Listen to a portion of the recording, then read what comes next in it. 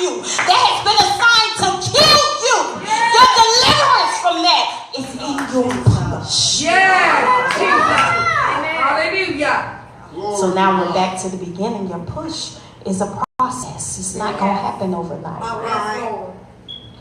And there are some principles that we can gain from this unknown woman through her push process. And I'll give you these 3 principles and then we're going to worship.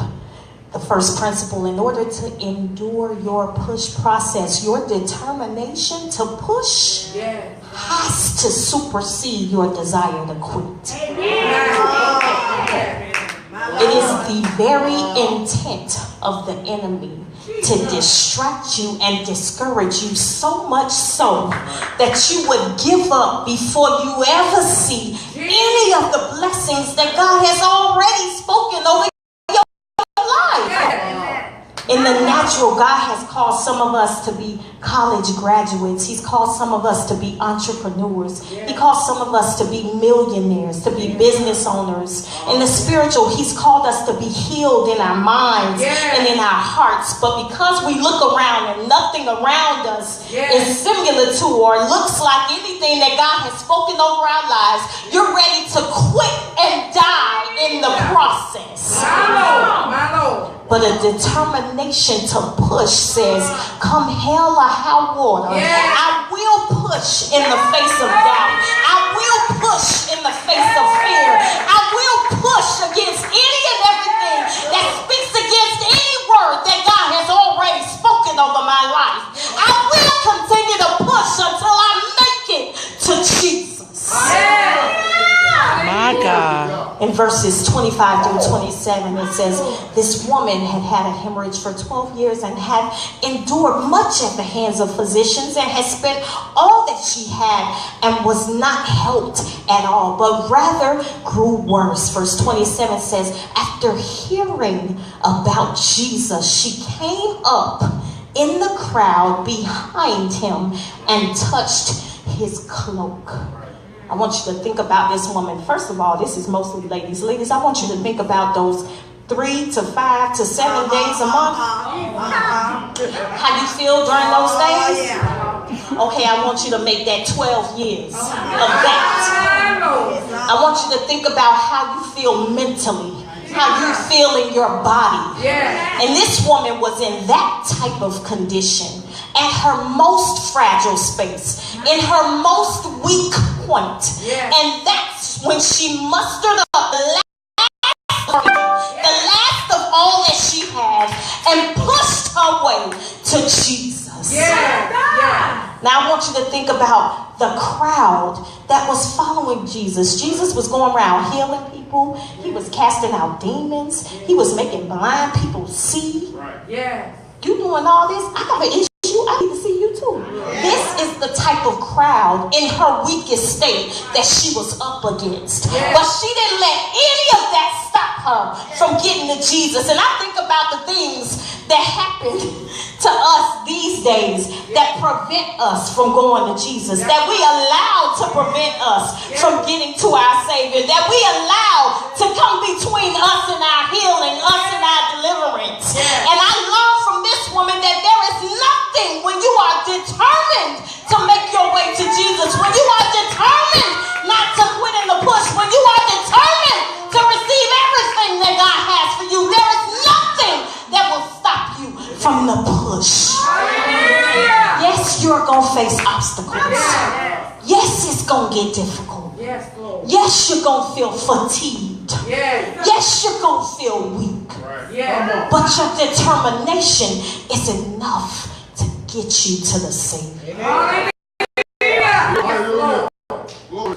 So the second principle we learn, in order to endure the push process, you have to discipline your mind to believe God.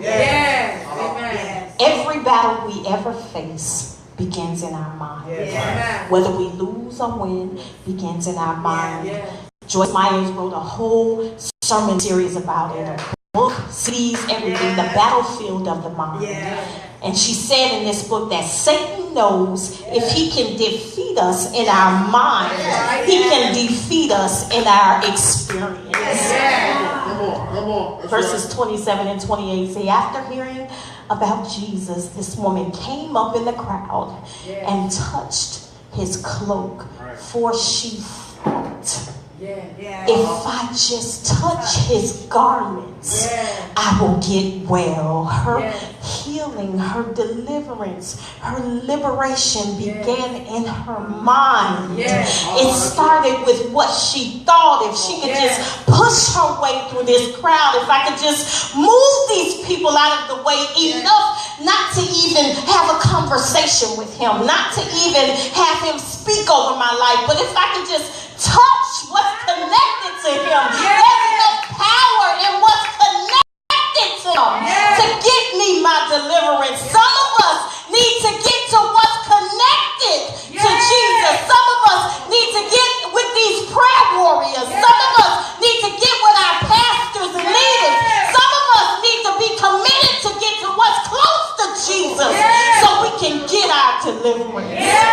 Lord Jesus. Hallelujah. We're not serious in this day about what we feed our minds. We feed our minds everything through the internet, through the music we listen to. We feed our minds everything. You need to be careful, young people. Be careful what you feed your mind.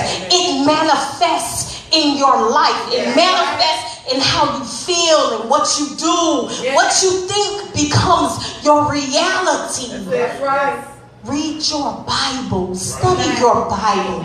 Go to Sunday school. Come to the church. Actually listen to the word and apply it. And let that reality manifest in your life. These are the things that we need to do to be intentional about our mindset. Amen. And the third principle, and I'll be out of your way, and we can worship in order to endure the process of the push. You must exhibit a faith that grabs the attention of the Savior. There is nothing like having a desire, like having a drive, a desperation even for Jesus. So much so that he cannot ignore you. That is the power in your worship. The power in your worship gets the Savior's attention. You want to know why the feeling of the Holy Spirit is all over this place? Is because God cannot ignore the worship, the sincere worship of his people. He rests right in the midst of your worship. Glory to God. Hallelujah. This woman in verse number 30, immediately Jesus, perceiving in himself that the power proceeding from him had gone forth, he turned around in the crowd and said, who touched me? This massive crowd. That's like if Bishop called a prayer line and everybody crowded around him, and he turned around to Lady J and said, who touched me? I'm sure she would kind of be like me. What, bro? You see all these people in here? No, but there was something different about that touch. There was a desperation in that touch. There was a determination in that touch. There was a faith, a belief in that touch that Jesus couldn't even ignore. With all of these people around him, with all of these people calling his name, with all of these people with their needs and their wants coming to him, he could not ignore hers. Hallelujah. He could not ignore her faith. Hallelujah. Come here, Hannah. Come here, Hannah. Hannah had a need. 1 Samuel, the first chapter. She wanted a child. She wanted a son. Hallelujah. And they went and worshipped year after year. And Penina just picked on her. Just bothered her. I got kids, you don't. She could have talked back, well, I got his heart, you don't. But I'm going to just leave that alone. And she went and she fell on her face with her anger. It says that she was angry. It says that she was frustrated. And even with all of that, she went and prayed and asked God for what she wanted. And before he even manifested beginning of the prayer, she worshiped him. Hallelujah. She went and worshiped. And then after they worshiped, she conceived a son. Hallelujah. Thank you, Lord Jesus. Come on. Glory to God. There is something about believing God, even when you haven't seen it. Yeah. Even before it manifests in your life. It's something about the power of your belief, the power of your faith that moves the hand of God. It's something about the power of your worship, thanking him before you even see it, thanking him for just who he is and not what he's done. There's a power in that worship. Hallelujah. So this woman teaches us your determination to push has to supersede. It has to be greater than your desire to quit. You're going to have those moments in this push process where you're going to want to quit. You're going to have those moments where you're going to get fatigued and you're going to be tired and you're going to say, God, enough. God, where are you? And that's when you need to push even the more. That's when you need to reach for him even the more. That's when you need to go after him even the more. Jesus. Hallelujah. And you have to discipline your mind. The more that your mind and your heart and your spirit are overflowing with the word, the stronger you become spiritually, the stronger you become mentally, the stronger, the more you're able to push. It starts in your mind. Your deliverance starts in your mind. Your healing starts in your mind.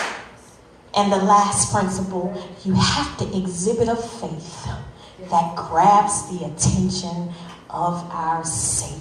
Yes, Lord. There is a certain, I used to hear people say, God is listening for a sound.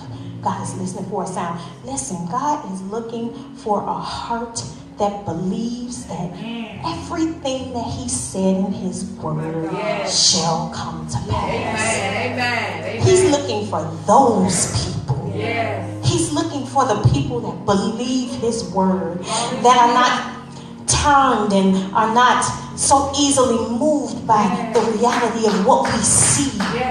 You're going to see a lot of stuff. You're going to see a lot of things and hear a lot of things that contradict what God says. Why? Because the enemy is fighting with both hands and both feet, trying to get all of us to go to hell and party with him.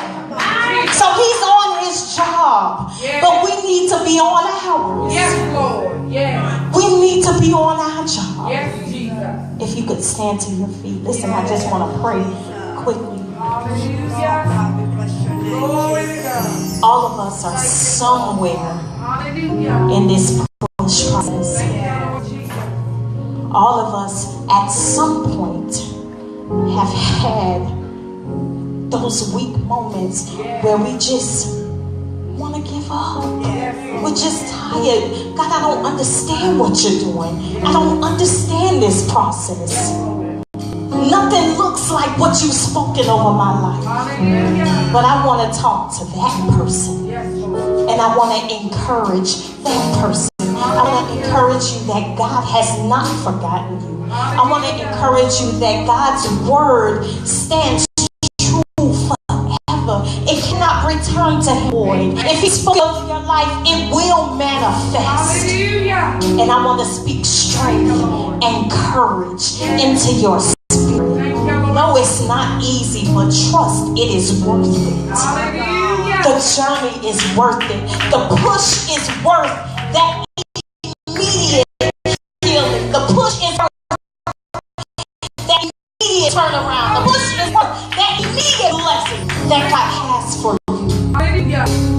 Oh, Jesus. Hallelujah. Jesus. Thank you, Lord. The enemy is trying to get someone to quit. The enemy is trying to get someone to give up on that dream, that vision. Listen, God put that desire in your heart. God gave you that dream and that vision. And it will not abort. You will birth that dream. You will birth that vision. It will come to pass. shall come to pass, but you gotta keep pushing.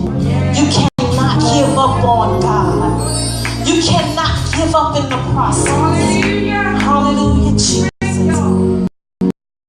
If anyone desires prayer on tonight,